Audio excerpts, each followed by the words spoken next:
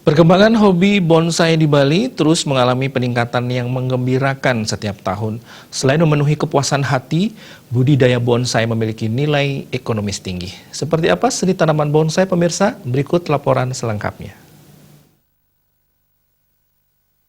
Perkembangan bonsai di Bali dari tahun ke tahun sangat menggembirakan dan terus meningkat. Di setiap kabupaten kota terdapat perkumpulan atau komunitas pecinta bonsai. Tanaman bonsai memiliki nilai estetika dan cita rasa seni yang tinggi. Memelihara dan merawat bonsai pun memerlukan keahlian dan keuletan yang tinggi. Usia bonsai beragam mulai dari 1 tahun hingga ratusan tahun. Selain sebagai hobi, bonsai memiliki nilai ekonomis yang cukup tinggi. Satu tanaman bonsai ini bisa dihargai mulai ratusan ribu hingga miliaran rupiah. Bahkan budidaya tanaman bonsai ini pun menyerap banyak tenaga kerja.